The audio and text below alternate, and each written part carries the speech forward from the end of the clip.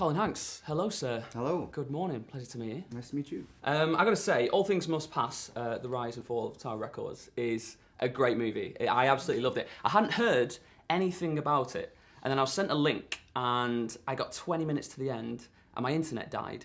So the stream stopped working. Oh. But because I was so involved in the movie, I stayed up till 2:30 this morning. I'm not even joking, refreshing until I could watch the last 20 minutes. Okay, cool. And see how it was wrapped up. I absolutely loved it. All the stores closed.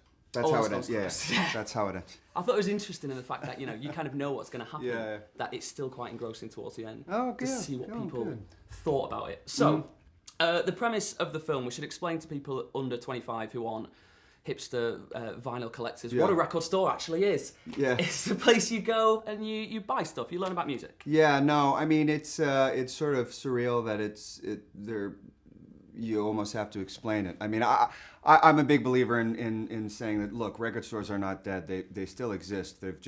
They're kind of like punk rock. They've sort of gone underground, and so you got to know a guy who knows a dude who dated a girl that whose brother works at a store or whatever. But the thing that I think makes record stores unique and really made Tower unique was that here's a retail operation that doesn't care if you bought something. That's very rare. I mean, normally they make you buy, if you go to a cafe, you got to buy at least a water or something. You can't just set up shop and not buy anything. But Tower was one of those places where you could just hang out. Many people recognize you as the son of one of the most beloved international treasures in the world. But you've been a very successful actor for quite a long time now, involved in a lot of some of the biggest shows of the last 15 years, from Band of Brothers to Mad Men.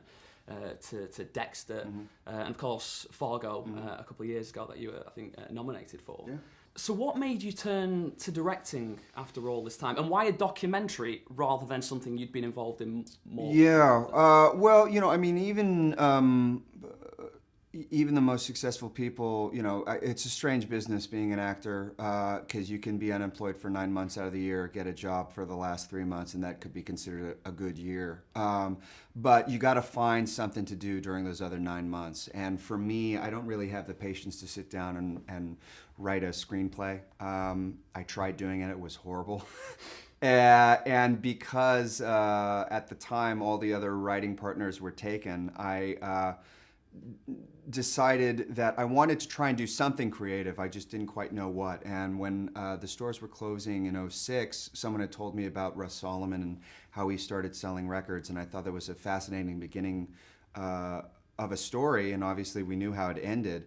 And that just sounded like a documentary to me, and sort of not knowing any better and sort of trusting my gut, I said, I think someone should make a documentary about this, and no one else seems to be doing it, so I was just dumb enough to think I was the guy. There's been a lot of quite successful music documentaries in the last few years, from like Searching for Sugar Man, Devil and Daniel Johnson, Montage of Heck, that kind of thing. But few of those movies have the weight of names behind it that this does. I mean, for a film that's kind of snuck up on the quiet, we're talking like Bruce Springsteen's in this movie, Elton John is in this movie, God himself, Dave Grohl, is in this movie.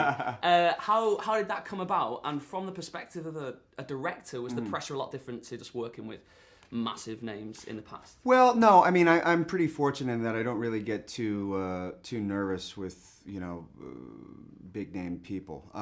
So they're normal people to a degree, and so you just sort of try and relate to them on a normal level.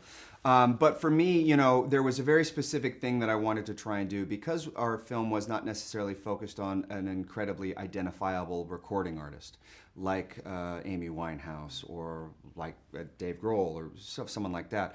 I knew I wanted to try and be very methodic in who I had from the outside of the Tower world to speak about the film. And I noticed that there was always a trend of, you get the most famous people you can, you put them in the first 3 minutes of the movie, they tell you why the documentary or subject is important, and then you never hear from them again. And I really wanted to avoid that. That and a narrator were my two big no-nos I didn't want to include in the film.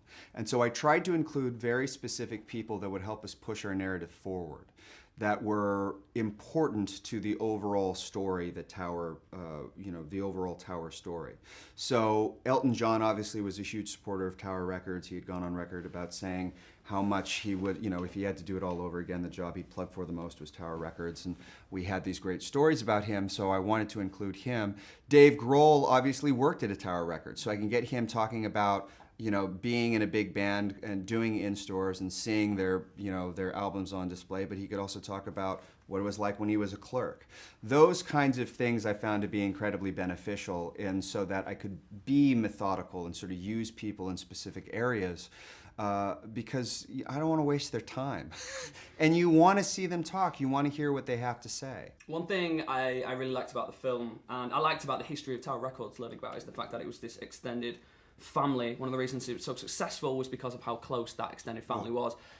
We can't kind of ignore, I'm sure you've heard this 1,000 times in every interview you ever do, the family that you come from. Mm-hmm. And of course, your father Tom, a lot of people in Britain at the moment are wondering whether he actually put on £100 bet for Leicester City to win the Premier League, which he told one of my colleagues recently.